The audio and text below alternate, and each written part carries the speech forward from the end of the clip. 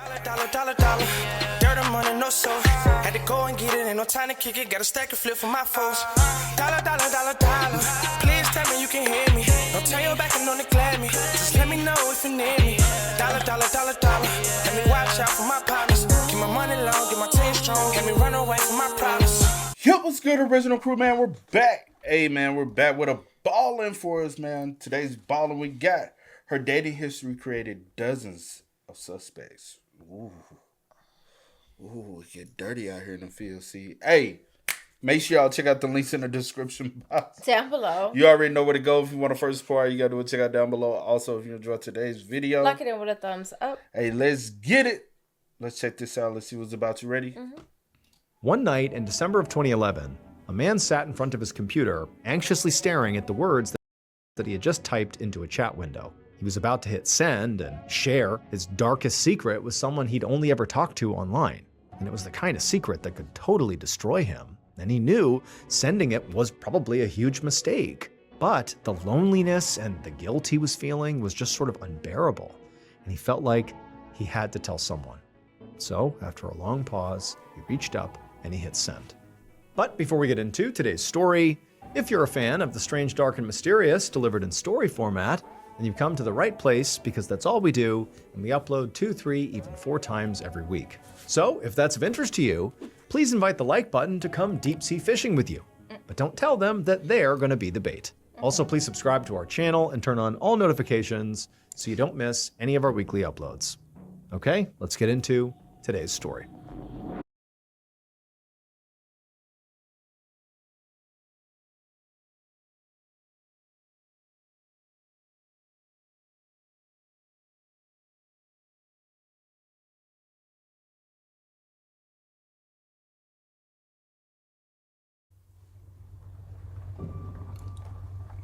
On the afternoon of Wednesday, November 17th, 2010, a 54-year-old woman named Diane Zaleski pulled her car into her driveway in Union Township, New Jersey, which is a small suburb of New York City.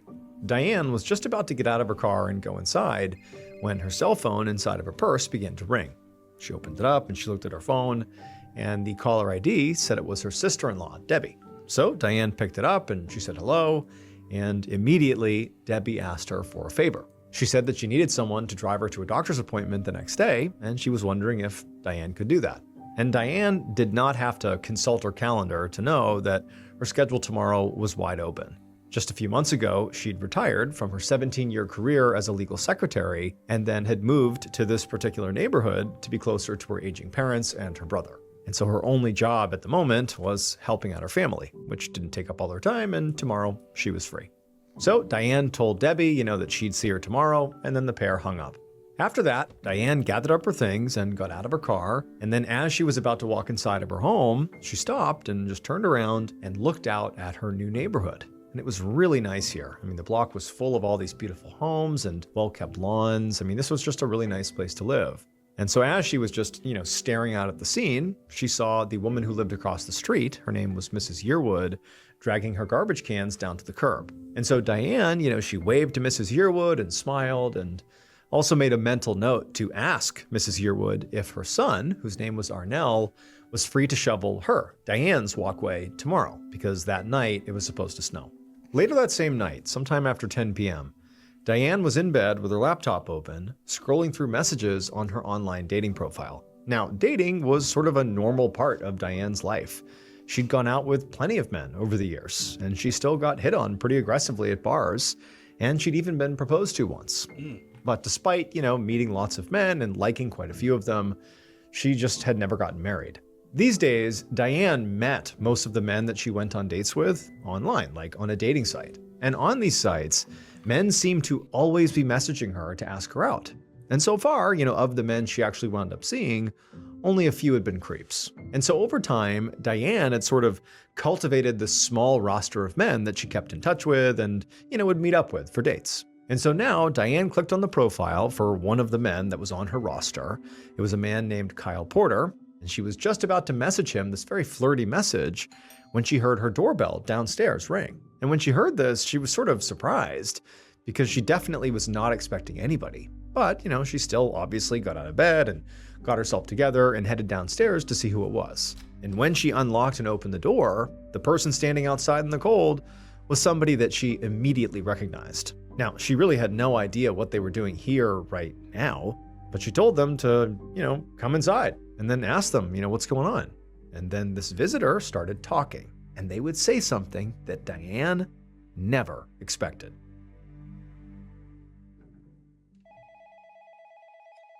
The following day, around noon, Diane's 91-year-old father, Stanley Zaleski, was at home watching TV when his phone rang. He picked it up and he heard the voice of his daughter-in-law, Debbie. And Debbie sounded really worried. And she quickly explained to him that Diane had agreed to drive her to a doctor's appointment that morning, but she hadn't shown up. And now, she was reaching out to Diane, but she wasn't answering, and she also wasn't responding to texts. And Stanley, much like Debbie, was very surprised by this, because this was not like Diane at all. So he told Debbie that he would go over to Diane's place right now and check on her, since after all, he lived a lot closer to Diane than Debbie did. Then they hung up, and Stanley yelled for his wife to come on with him. 20 minutes later, Stanley and his wife, Diane's mom, walked up to the front door of Diane's house. As soon as they got there, Stanley began pounding on the door, yelling for his daughter, but there was no answer. And so eventually, after looking at his wife, and they both are like, what's going on here? He reached down and he tried the door handle to see if the door was unlocked, and he found that it was. So he turned the handle and he just pushed the door open, and immediately his eyes were drawn to the ground inside the house, like right in the foyer, because it was all red. There was blood everywhere. A wave of nausea came over Stanley, and he had to grab the door frame to steady himself. Then after a moment, he turned to his wife, who was right next to him, and he just said, stay right here. I'm going to go in and look around. And then he stepped inside, and as he moved further into the foyer, which again, there's just like blood splattered everywhere, he began to notice there were piles of strange white dust that he didn't recognize, sort of amongst the blood. There's no sign of Diane, like it's silent in the house. But as Stanley's standing there, he sees that there's also what appears to be a pretty clear trail, like something had been dragged through the blood and was sort of pulled towards the back of the house. And so Stanley, with his heart racing, he began walking, like following this trail of whatever got dragged through the house, and it made its way to the top of the stairs that led down into the basement. And then when Stanley looked down into the basement, he saw something at the foot of the stairs, like a heap of something that was down there. And after a minute, once his eyes adjusted to the dark down there, he saw it was his daughter. And at that point, he sort of staggered back and he yelled out for his wife to call 911.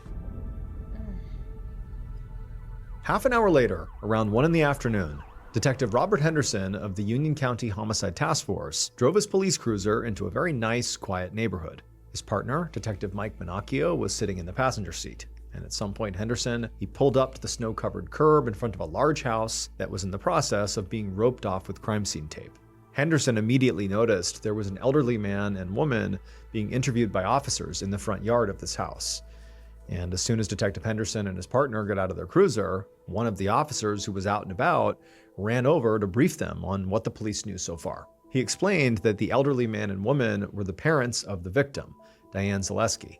Diane lived alone, this was her home, and her parents had come over earlier and found her foyer covered in blood, and Diane was found lying dead at the bottom of the stairs in the basement. Henderson asked if there were any signs of a break-in or a robbery, and the officer said no, but he warned them that the scene inside the house was really unusual. It seemed like the killer, after killing Diane, had sort of been all over the house, clearly taking a lot of time to both clean up and also contaminate the scene to make it harder for investigators. And when Henderson heard this, he sort of raised an eyebrow, because in his experience, most killers tried to get away from the crime scene as quickly as possible. They wouldn't just linger like that.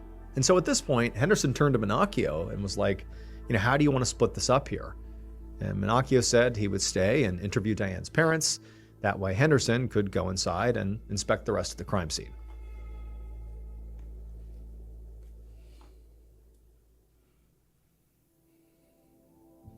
Moments later, Henderson stepped through the front door of Diane's house, and he saw the huge amount of blood in the foyer.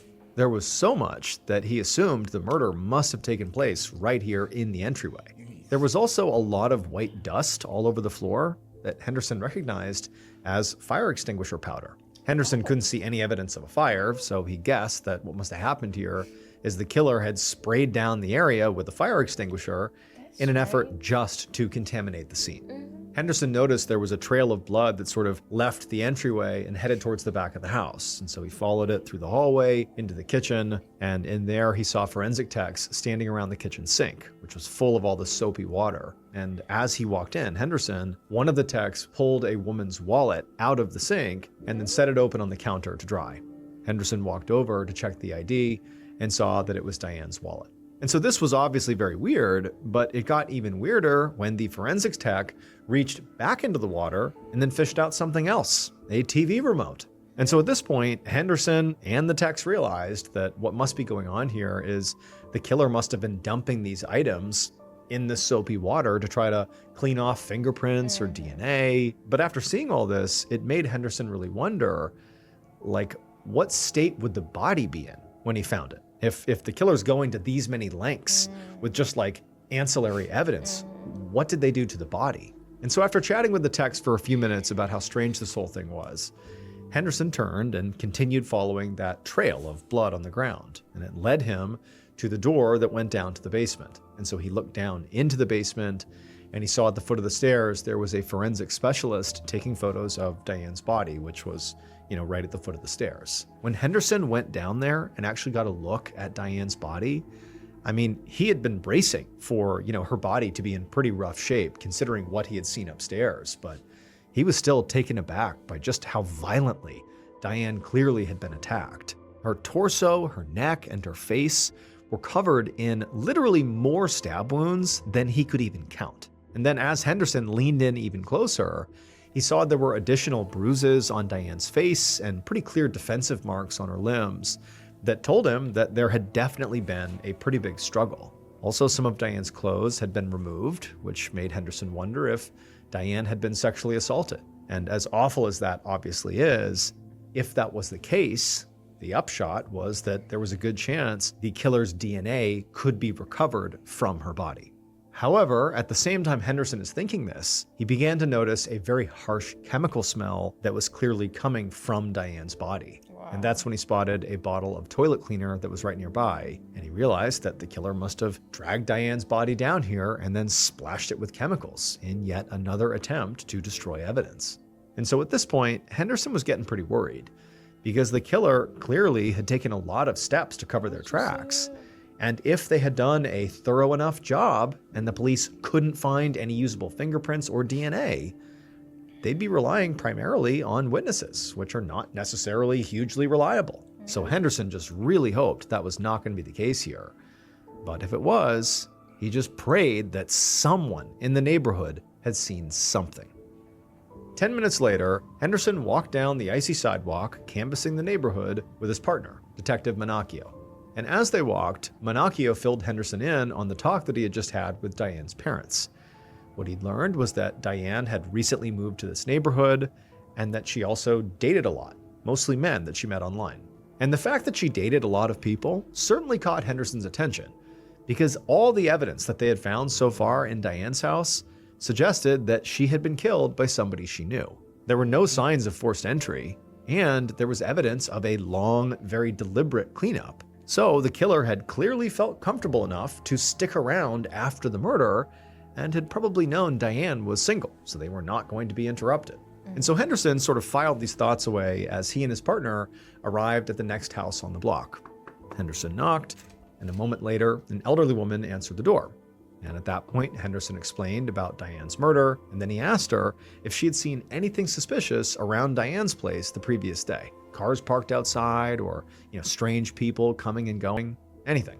Now, this woman was immediately startled by the news of a murder in this neighborhood. That definitely was the primary reaction she had. But, she quickly recovered and said that no, she hadn't seen anything. However, she did remember seeing some kids playing in the yard across the street from Diane's, so maybe they had seen something.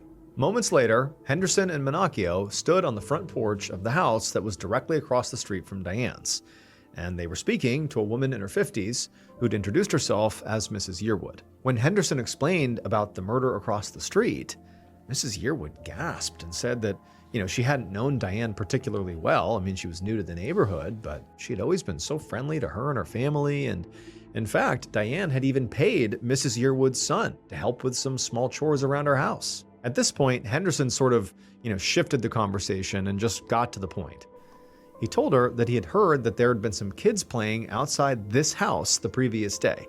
And were the kids home? Because he really wanted to speak to them to see if they had maybe heard or seen anything strange on Diane's property the day before.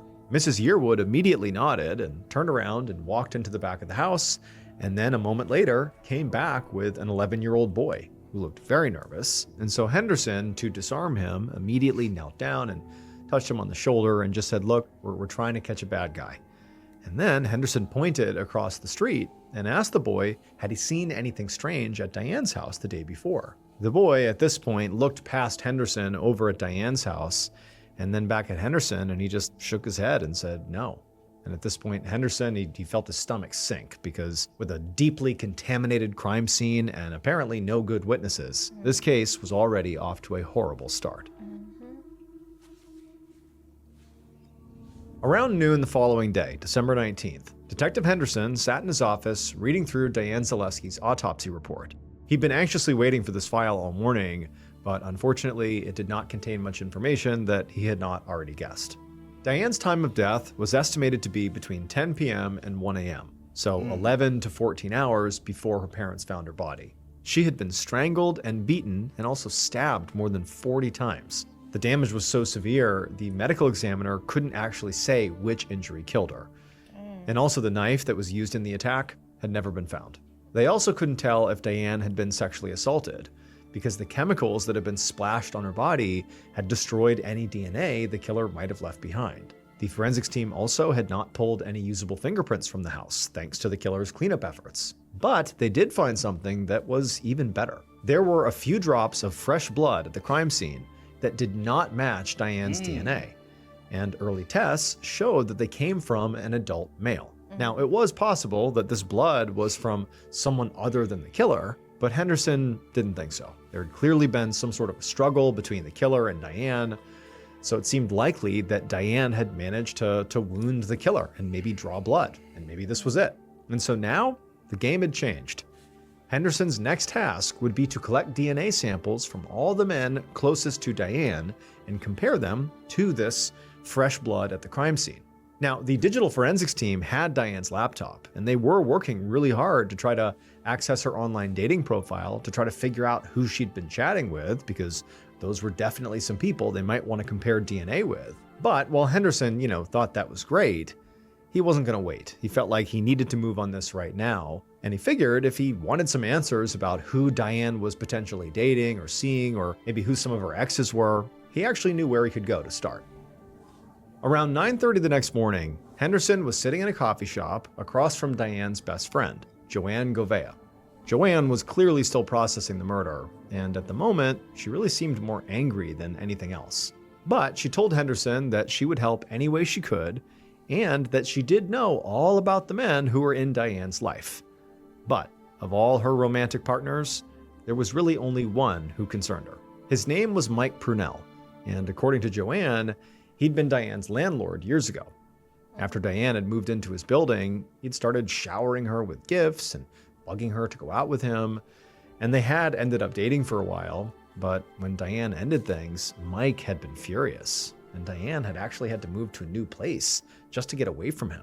Now, this obviously got Henderson's attention, and he made a mental note to find Mike as soon as possible. But there was another name that he wanted to ask Joanne about as well.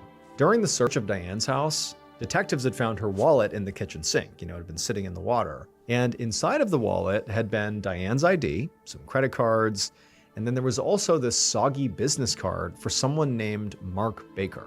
And so Henderson asked if Joanne recognized that name. And Joanne said, "Yeah, I do." She said Diane had met Mark Baker at a bar, and they had talked and exchanged contact info, but Joanne didn't know if they'd ever actually followed up.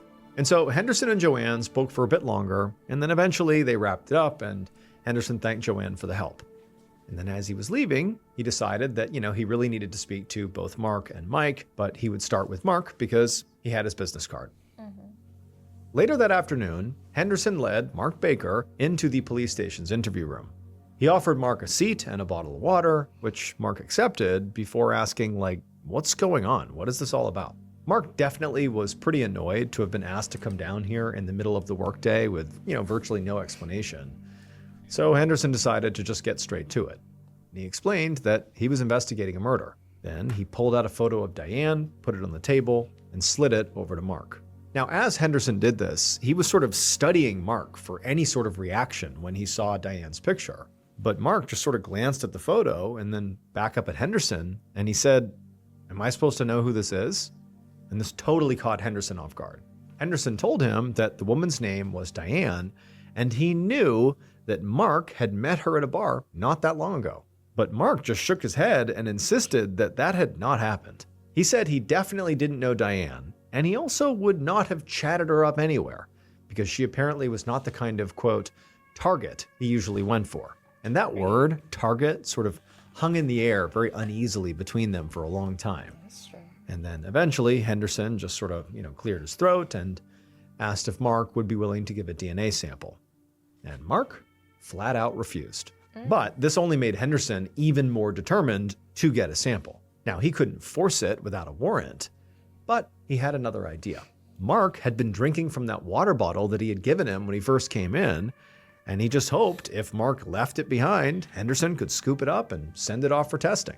So he told Mark that he was free to go. But Henderson was disappointed when Mark did not throw the bottle away. Instead, he put the cap back on, pocketed the bottle, and he left. Now, Henderson obviously couldn't prove this, but just from the looks of it, the decision to take the bottle like that, it felt deliberate. And it reminded him of just how careful Diane's killer had been to remove forensic evidence from the crime scene. So he gave Mark a few seconds head start, and then eventually Henderson got up and actually followed Mark out of the station, but kept his distance so that he wouldn't notice he was behind him. And Henderson very carefully trailed Mark all the way down the block. And then at some point, when Mark stopped and sort of looked around for a moment, Henderson froze until he realized Mark was just checking street signs. And then, Mark just kept on walking and Henderson kept on trailing until eventually Mark pulled out that bottle and he chucked it onto the ground. And then as soon as Mark had walked down the road, turned the corner, and disappeared, Henderson ran over, put on a rubber glove, picked up that bottle, and went right back to the police station. And then as soon as he got there, he put it inside of an evidence bag and he sent it off to the crime lab for testing. That evening, around 6 p.m., Henderson was sitting at his desk, staring at his computer screen in total frustration.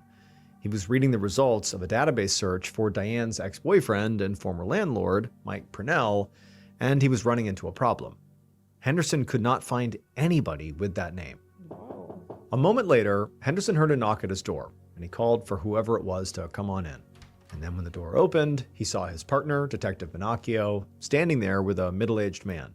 And Minacchio explained that this guy was Diane's brother, Ron Zaleski, and he was here to give whatever information he could about Diane's personal life. And Henderson immediately perked up because he realized that, Ron very likely knew Diane's ex-boyfriends and any current boyfriends.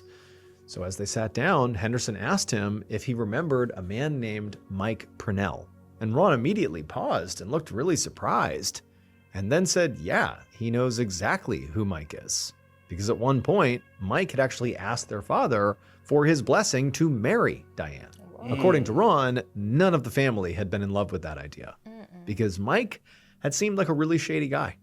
In fact, he had such a long rap sheet that he didn't even go by his real name. Can't trust him. 2 days later, on November 22nd, Detective Henderson sat in the interview room across from the man who called himself Mike Prunell. His real name was Lou Hubard, and at this point, Henderson knew that amongst his rap sheet was a conviction for domestic violence against his ex-wife. Apparently, he had savagely beaten her, and Henderson knew that obviously in this murder case, Diane had been savagely beaten, so there's, a similarity there. Now, Henderson had not told Lou that they knew his real name, and he also hadn't told Lou why he was even here, and Lou hadn't asked. And at the moment, Lou was just sort of leaning back in his chair, sort of like making light of this whole thing, like it was totally hilarious that he was being held inside of a police station. At some point, Henderson asked Lou where he had been on November 17th. And Lou just sort of shrugged and said he couldn't remember anything about that day, like it didn't stand out at all to him. At this point, Henderson pulled out that photo of Diane and he slid it across the table to Lou. And Lou, he just glanced at it and then slid it back across the table and said he had no idea who that was. And to Henderson, this was just completely unbelievable, like literally not believable. Because he knew that Lou had literally proposed to Diane, this woman in the photo. So there was no way he did not recognize her. He had to be lying. At this point, Henderson stood up from the table and he looked at Lou and said, "If you want to keep playing dumb, that's fine." Then he stood up and he walked over to the door, he opened it up, and he yelled out for his partner, Detective Minacchio, to bring him the file on Lou. And then a moment later, Minacchio ran down the hall, he handed over the file, and then Henderson went back to the table. Henderson, calm as could be, opened up the file and then began telling Lou that, "I know your name's not Mike Prunell. It's Lou Hubard. I know all about you. I know that at one point you were going to propose or did propose to this woman, Diane, the one in the photo, the one you claim not to know. We know all about it. We know about your criminal record, your domestic violence conviction. We know all about it." At this point, Lou's entire demeanor had changed. It was like he knew he'd been caught. And he just nodded and said, yeah, he knows who she is. And he also said that he had seen on TV that she had been murdered, but he swore he didn't do it. Now, Henderson really didn't believe the guy because he's just caught him lying. But he told him, hey, if you really didn't do it, there's an easy way to prove that. Give us a DNA sample, like literally right now. And after a long pause, Lou agreed. Around 8 a.m. the next morning, November 23rd, Detective Henderson was working at his desk when his phone rang. When he looked at the caller ID and he saw the extension, he knew it was the crime lab, and he assumed they must be calling to confirm receipt of Mark Baker and Lou Hubbard's DNA samples they had sent over. But when Henderson answered, the analyst on the line explained they were actually calling with an update from digital forensics. The digital team had finally accessed the browsing history on Diane's laptop, and they'd found some activity from the hours after Diane was killed. It looked like the killer, while hanging around inside of Diane's house after the murder, had viewed some pornographic websites, and then they'd also used Diane's credit cards to try and order a MacBook and an iPhone, and they had set the delivery address for these items for Diane's house. Now, Henderson was sort of taken aback by all of this, but what stood out was, well, if they're ordering these items to the scene of the crime, it means they planned on coming back to the scene of the crime. But there was also more. Apparently, the digital forensics team had finally gotten into Diane's dating profile, so now they could see everyone that she had messaged or gone out with in the past. And there were literally dozens and dozens of names. And so when Henderson heard that, he knew that now, there were all these new suspects, dozens of them. They would have to swab and question every one of those men. And so now the case had just totally exploded. Around noon on December 2nd, 2010, so about 2 weeks after Diane's murder, Detective Henderson sat in his car outside of an office building in Newark, New Jersey, watching the front entrance. He'd been there all morning, waiting for a worker whose name was Kyle Porter. Kyle was one of the men that Diane had been messaging with online before she was killed. Henderson had already spoken to him over the phone, and Kyle had actually confirmed that he had been to Diane's house just a few weeks before the murder. But what really made Henderson suspicious of Kyle was just the fact that he had refused to submit a DNA sample, even after Henderson explained that doing so would help clear him as a suspect. So now, as Henderson finally saw Kyle step out of the building and head for the parking lot, Henderson got out of his car and literally ran over to intercept him. And as he did, Henderson flashed his badge, and Kyle for a second looked like he maybe wanted to run, but instead he just sort of stammered that he was going to be late for his lunch meeting, sort of suggesting like, I can't talk to you right now. But Henderson had not waited around all morning just to leave empty-handed here. So he told Kyle that he could either give a sample right now and be on his way, or they could talk again when Henderson came back with a warrant for Kyle's arrest. And Kyle seemed terrified by that idea, so he sighed and said, okay, I'll give you a sample. 4 days later, on the morning of December 6th, Henderson was out jogging before his shift when his cell phone rang. He saw that it was the crime lab calling, so he stopped what he was doing and he answered the call. A forensic analyst from the lab was on the line, and he explained that he was calling because they just finished with the first batch of Henderson's blood samples. This batch included the samples for Mark Baker, the man who Henderson had to secretly trail just to pick up his water bottle, as well as Diane's ex-boyfriend, Lou Hubard, aka Mike Prunell, and also Kyle Porter, the man she had met through online dating who, only after being threatened with arrest, offered up his DNA swab. And so Henderson held his breath as this analyst read off the results. And not one of them matched the blood sample from the crime scene. For a moment, Henderson thought there really had to be a mistake here, because all three of those men had been so suspicious and so uncooperative. Now, he'd always known that, the crime scene blood that he had tested their samples against maybe wasn't from the killer. But if that was true, then Henderson was really in trouble, because it meant that after all this, he had nothing. Now, the blood from the crime scene had already been tested against the state's DNA bank, and there had been no matches. And now he's got no matches here with these three suspects, and so Henderson knew he really had no choice but to keep finding and testing more suspects. And in the next few weeks and then months, he went through this process over and over, interviewing and obtaining DNA samples from the men in Diane's dating profile history and her email contacts, basically every man who had anything to do with her. He went out and interviewed and tested. In fact, over the next year, the detectives conducted more than 100 interviews and took over 80 DNA samples. But one by one, they all turned into dead ends. One morning in December of 2011, Detective Henderson was at his desk on the phone following up about a tip about Diane's case. So a month earlier, on the anniversary of Diane's death, the local news had aired a big special on the case. And then since then, the police station had been flooded with people calling in various tips. And so now, Henderson and Minacchio had had their hands full following up on all these tips, but so far they had gone nowhere. And so Henderson thanked the person he was on the phone with, even though he sort of knew that what they were telling him was not going to be useful. Then he hung up and let out a frustrated sigh.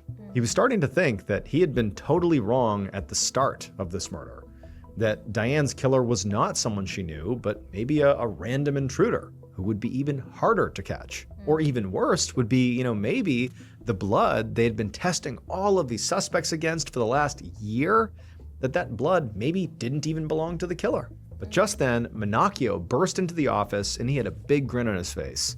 And he said he had just gotten a call from this woman who had a story that Henderson needed to hear. Minacchio at this point just handed Henderson his cell phone, and so Henderson put the phone to his ear, and sure enough, there was a woman on the line. And this woman explained that she had an online friend that she spoke with all the time. Now, they'd never actually met in person, but they were still pretty close. And they told each other practically everything. And a few days ago, this online friend of hers had sent a very disturbing message where they openly admitted that they had killed Diane Zaleski. And when this woman told Henderson the actual name of this online friend of hers, he was so confused. But then it was like all at once, the world came crashing down around him, because he realized that over a year ago, on the very first day he'd begun investigating Diane's murder, he had made a huge mistake. I wonder what the mistake was. Based on forensic evidence from the crime scene and the killer's eventual confession, this is what police believe happened to Diane Zaleski on the night of November 17th, 2010.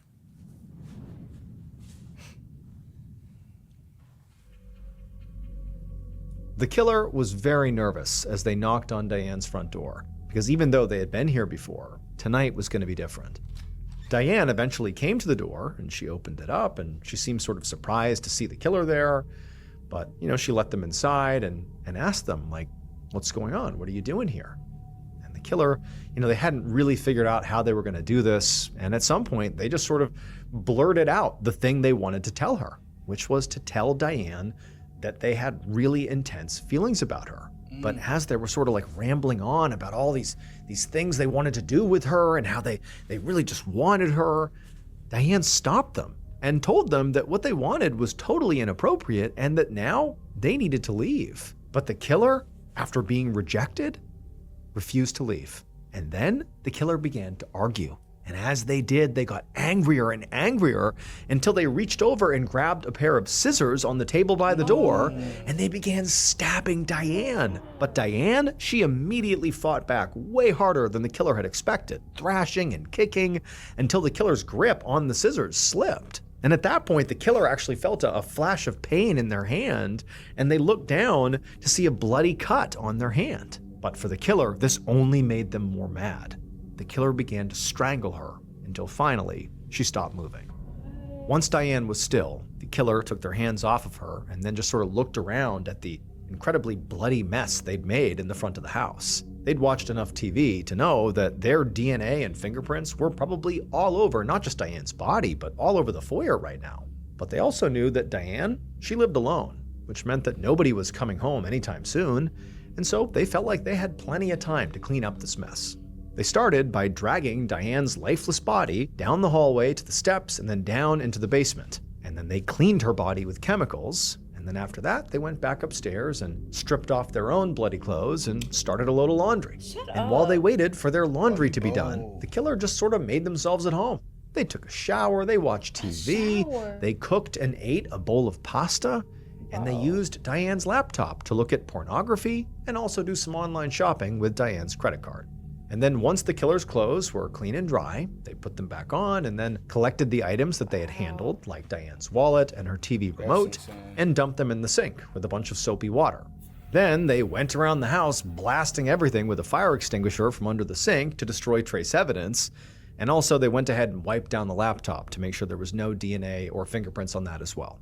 And then finally, sometime in the early hours of the morning after the murder, the killer, after having done all they could, they just casually walked out the door into the falling snow and crossed the street and went into their mother's house. Because the killer was Arnell Yearwood, Diane's neighbor's son. Told you. So the huge mistake that investigators made at the very beginning of this investigation was when they found out that the neighbor across the street, Mrs. Yearwood, that her son apparently did chores for Diane. Well, the mistake they made, in particular Detective Henderson, was when Mrs. Yearwood went into the back of the house and came back with that 11-year-old boy that they spoke to that said he didn't see anything strange across the street the day before, they assumed that boy was Mrs. Yearwood's son, and he was the one who was doing chores for Diane. And basically, they're like looking at this kid who's totally innocent, thinking, okay, clearly this kid who's been across the street in her house is not a person of interest. He did not kill anybody. And so the son of Mrs. Yearwood was just sort of forgotten about. What they didn't realize is that 11-year-old boy was not Mrs. Yearwood's son. It was her grandson. Her actual son was a 26-year-old man, Arnell Yearwood, who was actually inside the house on that day. He was hiding in her house. But they just never clarified. They assumed the kid was her son and just sort of wrote off any chance that her son could be involved. And so Detective Henderson and Minacchio didn't put it together until over a year later when they got that tip from that woman who said her online friend confessed to the murder, and his name was Arnell Yearwood. And so ultimately, Diane let Arnell into her house on the night she was killed because she knew and trusted him. He did chores at her house. But he tried to initiate a sexual relationship with her. She rejected him, and so he killed her. Arnell Yearwood was ultimately arrested on April 7th, 2012, so about a year and a half after killing Diane. He would confess to the murder and was sentenced to 30 years in prison. Man, how he did her? What you said? No 30 way. years ain't enough. Not at all. Sorry, y'all. I got a tense migraine, but it's hard for me. But I'll say this: like, they did mess up in the beginning. Yeah. Not properly identifying everybody. Because they could have asked her, "Hey, is there anybody else who lives here?" She probably would have said her son, her other son. Well, her son, yeah, because that was her grandson that came to the door. Exactly. But yeah, her son. And I'm like, why y'all just didn't ask for, Because even when she was like, my son does chores. Yeah, I guess they just assumed. Yeah, that this was. Matter of fact, because the neighbor down the street even said that they her son was outside with some friends. The Some kids. So they only looking for kids from that point, anyways. Yeah, true. So that notion was like, okay, we got our eyes on the kid. Nobody saw anything. Also, the timing of the homicide was late at night. The kids weren't even outside late at night when the homicide even happened. I figured it was what's his name? Arnell. Due to the fact that you had already went to her and told Ms. Yearwood asked for her son to shovel the snow the next morning. Yeah. And so I kind of when he said that, I was shit. I kind of was like, it made sense for him, you know. What if like he never like confessed to the woman online and stuff? Which y'all have even like started from like square one and went back and I just wonder. Because also, was he yearning to just let someone know? Like, I got this big secret. I can't keep it inside. I need to like let it out. So I need to tell somebody that this happened just so it can get off my conscience. Maybe. And honestly, did he truly have feelings for her, or was he just obsessed with her? Because those are different. You get what I mean? Yeah. Because he went over there with the intent to do what he did. Yeah, because at the end of the day, we could say this is the last thing so we can go because I know you're here. But, like, because at the end of the day, rejection is on the table. So why even, especially that time of night, right? With anyone. Hold on, what you just said, that time of night. Mm-hmm. Why the fuck would you go to somebody's house to confess my feelings for you? She's old enough to be your mother. Mm-hmm. She was in her 50s. Mm-hmm. Matter of fact, she was 54. You was 26. She's old enough to be your mother. And I think the other woman, Mrs. Yearwood, I think she was in her 50s too. I think so. Did you write it down? I didn't write it down, but I think he did say that. But she's old enough to be your mother. Why would she want to date your young ass? Like, and yes, she's retired. Right? Like, no, you ain't doing shit. I make it make sense, huh? No, you have been obsessed with her. Like you ain't. Yeah, that's exactly what it was. Like you ain't want to see you. So sad. She just moved into the neighborhood now. Like, and you know that those be the situations. Somebody new face, new. Mm-hmm. And then he's put. I can do things for you around the house, just so he can get it, man. And then for him to do the body after the fact like that, like another thing, real quick, then we can wrap it up. My bad. No, even with him ordering the laptop and the phone to her address, because he can just look out for the whoever's going to be delivering it when it arrives, and creep across the street and go get it and creep on back home. Like, even the fact, and I'm gonna say this as well. I knew that he was his only intention, because you even went on her laptop to look at what you looked at. Getting her cars, ordering stuff. The fact that you stayed in there so long, because like you stayed right across, like if you needed to you right across the street. And you know how this took a shower, washed your clothes, watched TV, cooked you a meal. That's insane. That is crazy. I can't. Man, yeah. Yeah. And you telling me he ain't leaving not 1 ounce of DNA? Besides the droplets of blood? But that's what I'm saying. But like not in the shower. No handprints on the dryer, the washer. No, not in the shower. Not in the rest of the house. Did we even check the rest of the house for possible DNA? Oh, he would have had.